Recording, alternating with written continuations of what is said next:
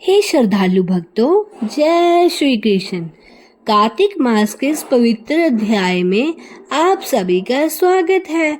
आज हम सुनेंगे एक ऐसी कथा जो केवल भक्ति, धर्म और सत्य की नहीं बल्कि मनुष्य के जीवन के उस आदर्श की है जहाँ सत्य के लिए सब कुछ त्याग देना ही सबसे बड़ा धर्म माना जाता है। ये है राजा हरिश्चंद्र की पवित्र कथा।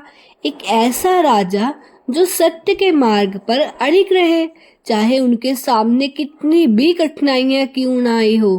कार्तिक मास के इस दिव्य पर इस कथा का श्रवण करने से मनुष्य के जीवन के सारे पाप नष्ट हो जाते हैं और घर में सत्य, शांति व लक्ष्मी स्थायी वास होती है। कृपया करके इस वीडियो को ध्यान से सुनें और अपने प्रियजनों को इस वीडियो को जरूर शेयर करें। कथा का प्रारंभ कर रही हूँ मैं, ध्यान से सुनिए प्लीज। प्राचीन काल की बात है। अयोध्या नगरी के सामान्य नगरों में एक अद्भुत नगरी थी। उसका नाम था काशी और उसके राजा थे राजा हरिश्चंद्र। राजा हरिश्चंद्र का राज्य बड़ा समृद्ध था। प्रजा सुखी थी।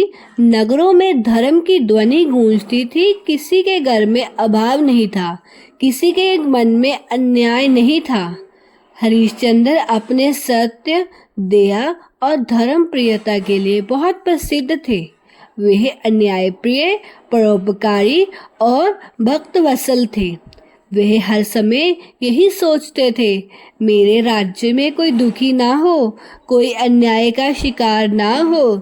राजा प्रतिदिन प्रातः काल उठकर भगवान सूर्यदेव को अर्घ्य देते, फिर दरबार में जाकर प्रजा का हाल पूछते। उसकी पत्नी महारानी तारामती एक पवित्रता और अत्यंत धर्मनिष्ठ स्त्री थी। उसका पुत्र रोहिताक्ष बड़ा ही आज्ञाकारी और तेजस्वी था।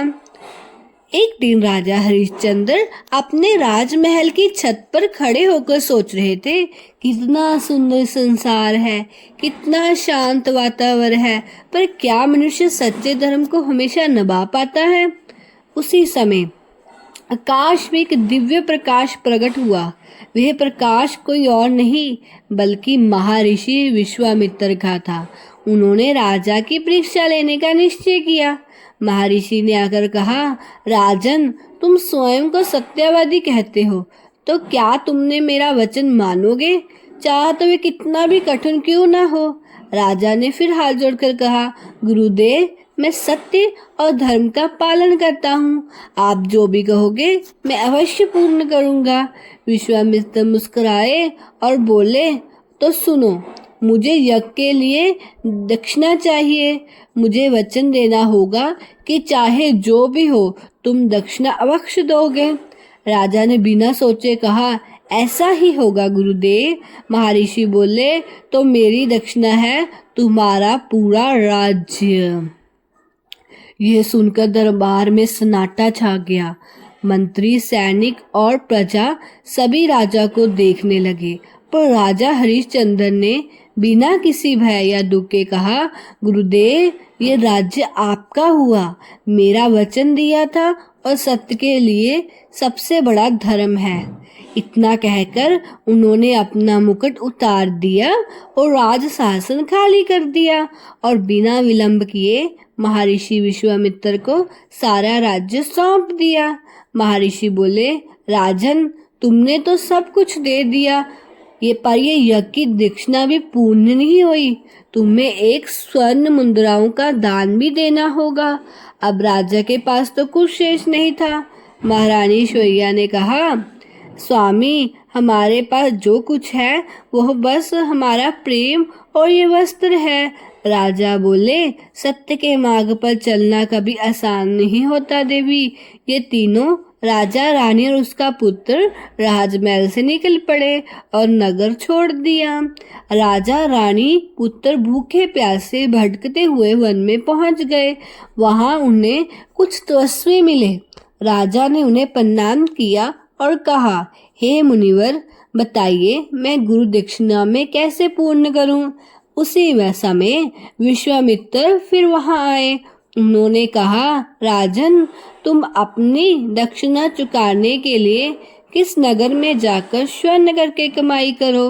राजा हरिश्चंद्र ने कहा, ठीक है गुरुदेव, मैं श्रम करूंगा और सत्य निभाऊंगा।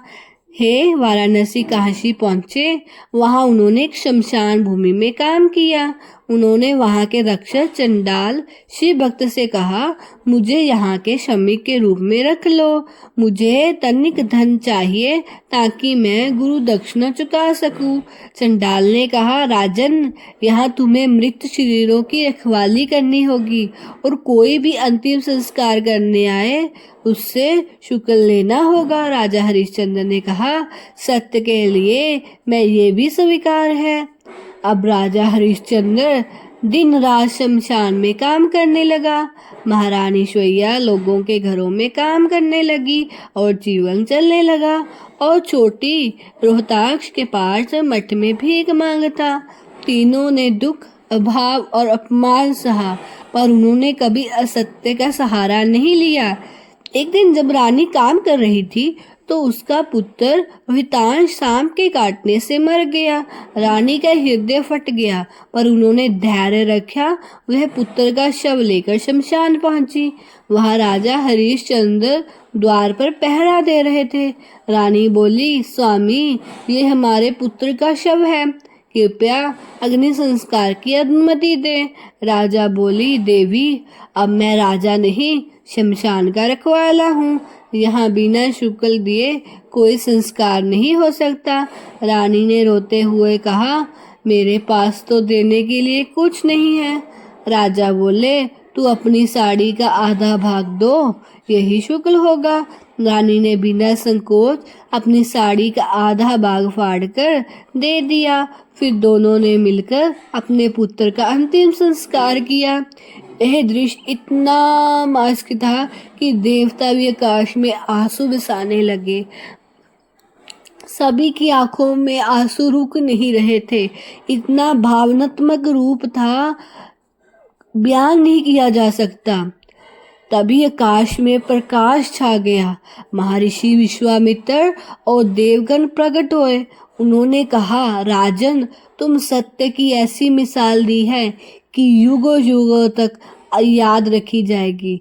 फिर स्वयं भगवान विष्णु और भगवान शिव प्रकट हुए। उन्होंने कहा, बस हरिश्चंद्र, सत्य की रक्षा के लिए जो त्याग तुमने किया उसमें समस्त लोग पवित्र हो गए। भगवान शिव बोले, अब तुम्हारा पुत्र जीवित होगा, तुम्हारा राज्य लौटेगा और तुम्हें अखंड यश प्राप्त होगा। क्षण भर में रोहतास जीवित हो उठा।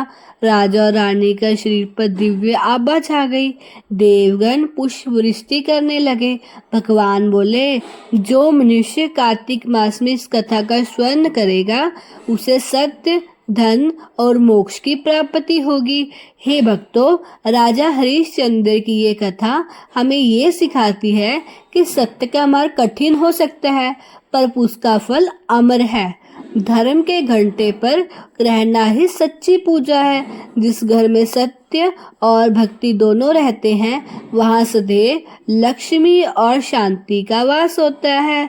जो इस कथा को कार्तिक में श्रद्धा से सुनता है, उसके पाप नष्ट हो जाते हैं, परिवार में सुख समृद्धि आती है। हे प्रभु, हमें भी ऐसा साहस दो कि हम भी हर परिस्थिति में सत्य का मार्ग पर चल सके। हमारे हृदय में धर्म, दया, भक्ति का प्रकाश देव रहे। हे सत्यनारायण, हे हरिश्चंद्र, जय हरि कृष्ण। अगर आपको हमारी वीडियो पसंद आई तो इसे लाइक, शेयर, अपने प्रियजनों को भेजना ना भूलें और हमारा सब्सक्राइब बटन पर क्लिक करें और कमेंट बॉक्स में जय श्री कृष्णा, जय महादेव और राजा हरिश्चंद्र लिखना मत भूलें और इसको बेल आइकन पर क्लिक कर दें। Thank you.